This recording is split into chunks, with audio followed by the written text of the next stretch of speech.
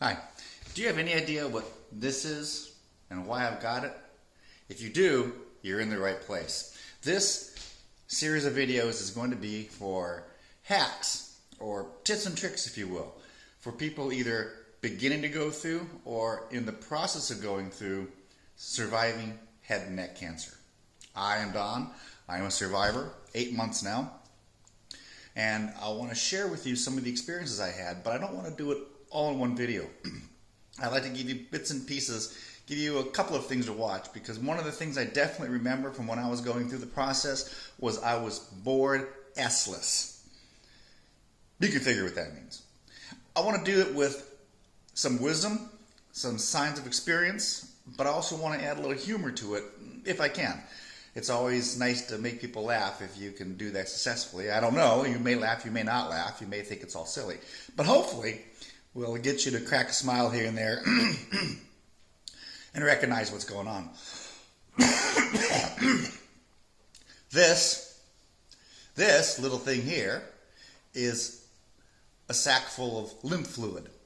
I have no idea what lymph fluid looks like, but head and neck cancer survivors, we get a lot of lymph fluid. Because in my case, you can see the bit of a scar here. You can't really quite see it so much over here. Why you can see part and not all of it will be in a different video. But and I talk a little bit funny, and that's going to be a residual and probably happen to you too.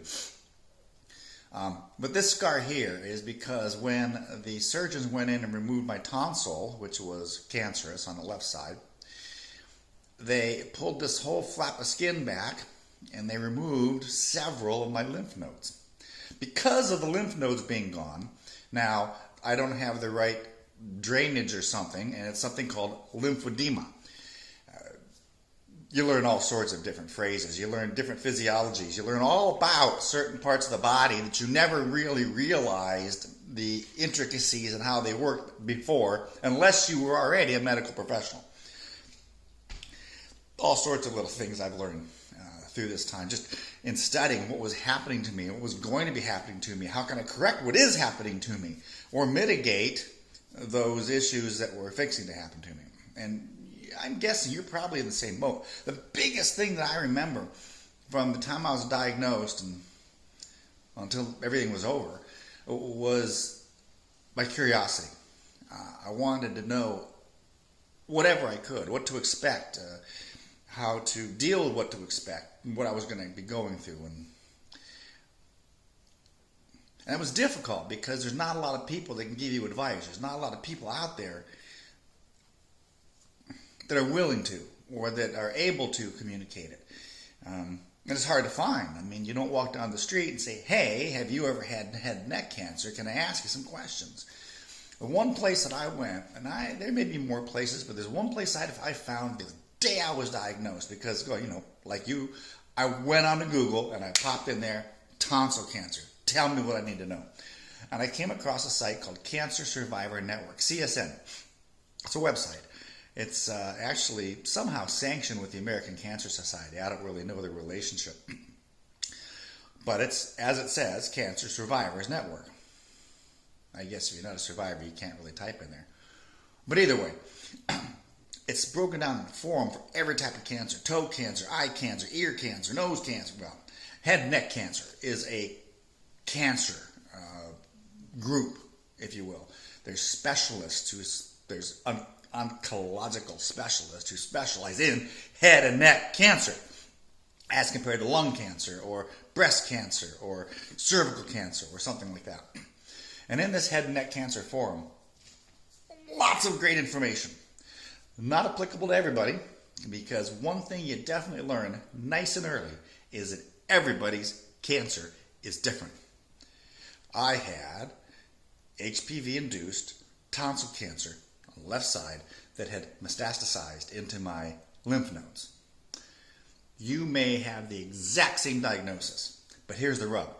The cells of your cancer are not in the exact same place as the cells of my cancer. There may be some commonality to it, but they're not in the same place. They're not the same size. They're not growing at the same rate. They're not dying at the same rate. There's something different all the time, no matter what the diagnosis is of our cancer, which means the treatment options and experiences are going to be different no matter what. I can give you some ideas. I can tell you what I dealt with. I can tell you what other people have said they've dealt with and how I did or did not deal with what they had to deal with. I can tell you what the doctors did to correct mine. And you can interpret that. You can look at that. You can listen to that. You can think about what they're doing to you and what they're talking about doing to you. There could be some hints, tips, and tricks as you go through some of these videos in the future, which I'll be making over a period of time, about what things to ask your doctors or your oncologist or the radiation people. But remember, no matter what, they're all going to be different. For example, I had read from 100% of the people on this forum, everyone, all of them, without exception, the worst 2 weeks they experienced were the 2 weeks after treatment, because they were still cooking, as we say, in head and neck cancer after radiation. But the radiation is still cooking inside of them. And it was their worst 2 weeks. Really, the last week of radiation, which is bad news, except you're getting done. And then the next 2 weeks, as the residuals get through and your body starts to recover. So I was prepared for that. I was concerned with it. I was bummed about it because it was already feeling bad enough the last week of cancer treatment. I really didn't want 2 worse weeks. But you know what? I finished my treatment on a Friday. I'm a computer repair guy.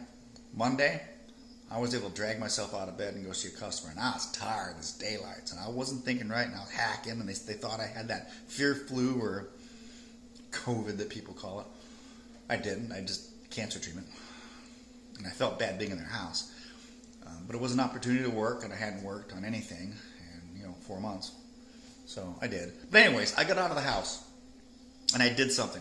My wife and I went to a dollar store and then Walmart. And I lasted about 45 minutes. I'm standing there looking at some of the cooking supplies at Walmart. And I start wobbling back and forth. And I said, oh, I can't do this. I got to get in the car and go home. And we did. We got in the car, went home, and I went right to bed. But the Tuesday, Wednesday, Thursday following, I got progressively better. Now, I'll tell you another video when the time comes what my wife did to help that. What we really believe caused me to actually quickly recover. It was actually something I ate and the way it was prepared. But that's different stuff. The key is I didn't experience those bad 2 weeks. And in some cases, I guess like one of those soldier things when their friends get killed, they don't. I felt bad about it. I wanted to get on the forum and tell people that I was doing fine after all this time. Give people hope. But at the same time, I felt really bad about it because all these other people were just having a horrible time the last 2 weeks or 2 weeks post-treatment. And I wasn't. So that was kind of a conundrum for me as to how to deal with that and how to express that with other people.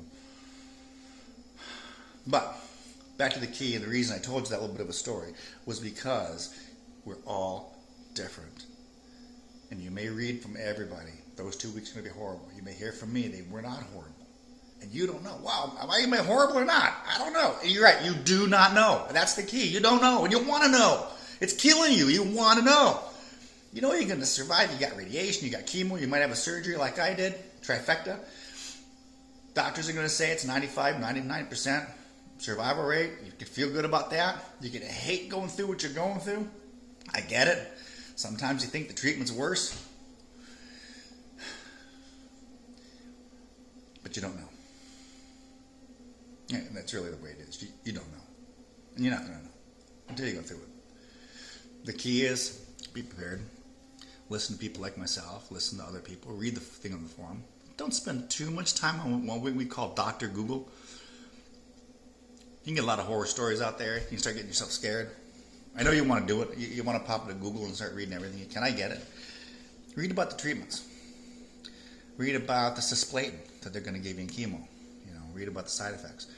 Read about I forget the acronym, IMRT, the type of radiation that I had.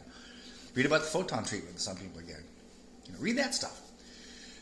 But when it comes to wanting to know about the actual experience, I recommend reading the Cancer Survivor Network forums. These are people who have been through it. Real people. just like yourself, from any walk of life, wealthy and poor, strong, weak, older and younger.